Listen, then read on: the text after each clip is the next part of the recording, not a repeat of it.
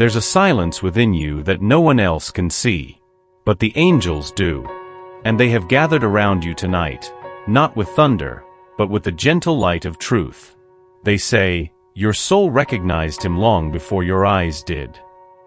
This connection, the one that returns, that lingers, that aches in the center of your chest, was never random. The first moment you felt seen by him, even if he didn't say a word, was a remembering of something ancient. You were placed in this person's life not to fix him, not to lose yourself while waiting, but to awaken something sacred in him and in you. The kind of sacred that comes when the soul decides it is time to grow, even when the body resists. This is not a chapter of desperation. It is a divine assignment. And you are not here by accident. The angels depict you standing at a spiritual doorway, one foot in the familiar, one trembling towards something greater. They say, she doesn't yet know, but she is the one the soul has been calling for. This person, the one you can't quite let go of, is not here to complete you, but to reflect back the parts of you that you forgot were sacred. And yet, it hurts. Because divine assignments are never straightforward. They stir up old wounds. They press into areas still raw.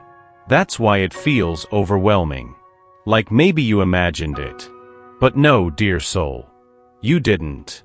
And when he looked at you, the way he couldn't hold your gaze for too long, the way his words stumbled, the way he fell silent, it wasn't rejection. It was recognition. Before I formed you in the womb I knew you, and before you were born I set you apart. Jeremiah 1 verse 5, you're not imagining the distance. You feel him pull away, then return with a tenderness that almost feels like hope. Almost.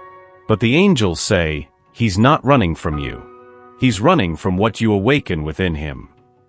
This man, he carries ruins inside. Old wars no one saw. Silent griefs. A father who never looked him in the eyes. A love that ended without explanation. A wound so old he forgot it was there, until your presence brought it to the surface. You didn't come to remind him of pain. But your light has a way of revealing the shadows. And that's why he's afraid. He wants to be close, yet feels small near you. Not because of your words, but because of your soul's honesty, how you walk into a room and everything shifts. How your gaze pierces through the layers he spent years building to survive. And so, he retreats. Not because he doesn't care, but because caring like this feels like surrender. He was taught not to need, not to depend. And yet with you he wants to, and it terrifies him. The angels show a man holding a heart that is not whole, unsure whether to offer it or hide it deeper. They say, he sees in her the possibility of healing, and healing often begins with pain. So if he's silent, understand it's not rejection. It's resistance. To love. To hope. To not being in control. And though he won't say it aloud, there is a part of him already choosing you. In every glance, in every moment he almost speaks but swallows the words instead. Your soul touched a place he thought he buried. And now that it's awake, nothing is the same. You've been waiting with open hands, haven't you? Holding space. Holding love. Holding your breath. But the angels lean close and whisper, you were never meant to disappear in someone else's healing. There's a tenderness in you that makes you stay, even when it hurts. You want to believe in him, in his process, in the possibility of love that takes time. And yes, love can be patient. But not at the cost of your own light. This journey, it is not about saving someone. It is about remembering yourself. You've cried in silence. Smiled through confusion. Given more than you had. And still, part of you wonders. Isn't love supposed to feel safe? Yes, it is. But this is a sacred kind of love, the kind that tests your boundaries, not to break you, but to show you where you've forgotten to protect your own soul. The angels want you to know that your softness is a gift, but it's not meant to be given away until you're empty. They say, let her remember the fire in her own heart. Let her choose herself before she asks to be chosen. You're allowed to pause, to breathe, to nourish the woman who waits behind all the giving. Because when you tend to your heart, when you stop chasing validation and start honoring your worth, that's when true love recognizes you. Not from need, but from reverence. You are not here to rescue anyone. You are here to rise. And in your rising, he will either grow too, or fall away. He avoids your eyes sometimes, doesn't he? Not because he doesn't care, but because when he looks at you, he sees too much of himself. The angels say, her presence unmasks him. You became a mirror he wasn't ready to face. In your calm, he sees his chaos. In your depth, he confronts how shallow he's been with others. In your love, he feels the places in him that have never known real affection. And that reflection is beautiful, but it's also unbearable for someone who has built his life hiding from the truth. You didn't ask to be his mirror. You simply showed up, real, whole, vulnerable. And that's the most terrifying thing for someone still tangled in masks. He thinks you're too much. But the truth is, you're everything he asked for when he was still honest with God. So he wrestles. He pulls you close, then pushes you away. Because in you, he sees the man he wants to be, and the distance between that man and who he is now feels like an ocean. The angels want you to know, this is not your burden to fix. You are not here to dim your light so someone else can feel safe in the dark. You are here to be truth. To hold your radiance. To stand tall even when it makes others uncomfortable. And if he walks away, it's not because you were too intense. It's because your presence challenged him to confront himself, and he wasn't ready. Still, the mirror remains. And once seen, he can't unsee. Not you. Not what you stirred. Not the possibility. You felt the shift, haven't you? The way he lingers longer. The way silence between you hums with something unspoken. The angels whisper, his soul is stirring. At first, he thought he could forget you. Push you aside. File you away like a beautiful memory that came too soon. But something inside him has started to wake up.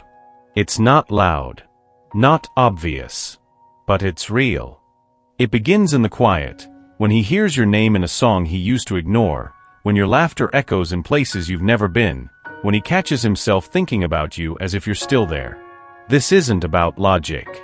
This is the language of the soul, the realm where your connection was forged. He doesn't know it yet, but you've become a part of his transformation. The man who once guarded his heart like a fortress now finds cracks forming, and through those cracks, light comes in. Your light. He's starting to question things. His patterns. His silence. The numbness he thought was peace. He's noticing.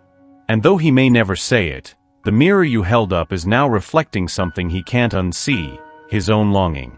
The angels show him pausing in the midst of routine moments, feeling your absence like a shadow across his chest. They say, she did not come to disrupt. She came to awaken. And awaken he is. Slowly, painfully, but undeniably. He returns, doesn't he? And then disappears again, like a tide you can't hold on to, but can't forget. The angels say, he is caught in a loop between the fear of loss and the fear of love. You are not wrong for feeling dizzy. This is the rhythm of a man at war with his own heart. When he is close, he feels too much. When he is far away, he feels so little. And in both places, he aches. This is not a game. It's a cycle. Rooted not in cruelty, but in confusion. A soul unsure how to be held, when it was never taught what safe love feels like. Each time he leaves, he tells himself he's doing the right thing. Protecting you. Protecting himself. Trying to break free from something he doesn't yet understand. But every return, every glance, every word that slips past the guardrails of his ego, is proof that he can't stay gone. Because your presence, even in absence, follows him. You are not forgotten. You are everywhere. And that truth unnerves him. The angels want you to hear this. His leaving is not your unworthiness. His return is not your validation. This is his dance with his own shadows. You just happen to be the light that exposes them. Let him go if he must. Let him return if he dares. But do not let this cycle make you question your magic. You are not a lesson he must finally learn. You are the answer he's been afraid to accept. He doesn't always say it, but the love he feels for you, it pulses in the silence. The angels say, your love entered his life like rain on cracked earth. It softened what was hardened. It reached places even he had forgotten. And without even trying, you began to heal him. Not through sacrifice. Not by fixing. But simply by being, gentle when he was guarded, present when he was scattered, light when he was lost. Your love didn't demand. It didn't chase. It waited. And in that sacred stillness, something ancient began to dissolve inside him. He's not used to that. He's used to chaos, to drama, to love that burns everything down. But you offered a kind of love that asks nothing except for him to be, to come as he is, to rest. And now he doesn't know what to do with that kind of peace. Because when someone is used to pain, even tenderness can feel terrifying. Yet, he returns to your memory like a child coming back into the arms of someone who never turned away. Your love became a balm, a mirror, a map. And even from afar, it continues to work inside him. Quietly, unseen. The angels say, she is the prayer he never knew he needed. And now that it's been felt, it cannot be unfelt. You didn't just love him. You reminded him of what love could be. Of what he could become, if he dared to receive it. The timing has never made sense. The closeness, the silence, the moments that felt like everything, then vanished into nothing. But the angels speak now, clear and slow. Everything is happening as it was written. You are not late. He is not lost. This connection is under divine orchestration. Even the pauses are sacred. You wonder why it had to hurt this way. Why love, when pure, is also so piercing. But what you call delay, heaven calls preparation. He is not ready, not fully. But he is awakening. And while you feel forgotten, the angels are moving the unseen pieces. They show him wrestling in the night, not with you, but with God. His soul crying for truth, while his mind clings to safety. But the pull toward you is not fading. It grows. Because love that is meant, waits. Not passively, not painfully, but purposefully. This isn't about fate. It's about timing. Spiritual timing. There is still work being done in both your hearts. Lessons being whispered in your dreams. Synchronicities aligning like threads in a greater tapestry.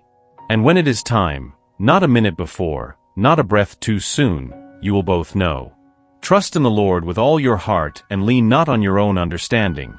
In all your ways submit to him, and he will make your path straight. Proverbs 3 verses 5 to 6, so hold your faith like a flame. Not to chase him, but to light your own way. He will arrive. In the only time that truly matters. God's. There's a part of him he's never let anyone see, not even himself. But you came too close. The angels say, she saw his soul, and he didn't know how to stay. He has built walls. Thick ones. Not because he doesn't want love, but because love has always meant exposure. And exposure feels like danger. He was taught to be strong, not soft. To survive, not to feel.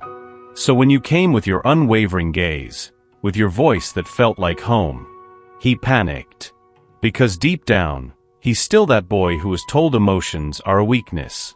Still that man who had to carry pain in silence. But you saw him anyway. In the mess. In the pauses. In the places he hoped no one would ever enter. And he loved you for it. Still does. But love, when it's true, is a mirror. And what he saw in it, a reflection he wasn't ready to hold. So he runs. Not to forget you, but to forget the version of himself he believes is unworthy. The angels show him whispering your name in the quiet. Not for you to come back, but to remember what it felt like to be fully seen, and not judged. They say, she touched the part of him closest to God, the part that still believes he can be loved without pretending. And though he hasn't found the courage to say it, he is closer to returning than he has ever been. Perfect love casts out fear. 1 John 4 verse 18, that's what your love is doing. Casting out the shadows. Even if he hasn't said it yet. He feels it. Deeply. Desperately. Daily. This love was never meant to be easy. But it was meant to be real. And now, after the longing, the silence, the waiting that felt like lifetimes, you arrive here. Not in control. Not with answers. But with something holier, surrender. The angels speak gently. She does not need to be chosen. She already is. Because love like this, the soul kind, doesn't obey logic. It breaks through timelines. It outlives fear. It knows its way, even when the mind forgets. You've done your part. You've shown up with grace.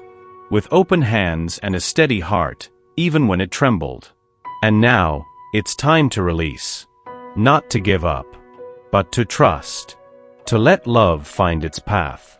To let him come when he's ready, not because you waited, but because you never stopped being who you are.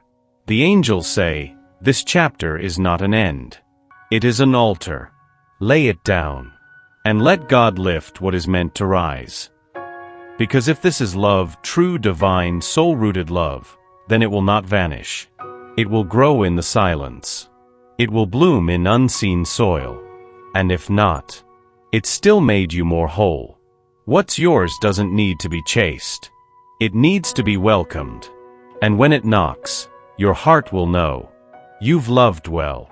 You've stayed true. And now, it's time to be free.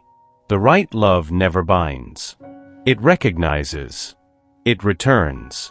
It remains.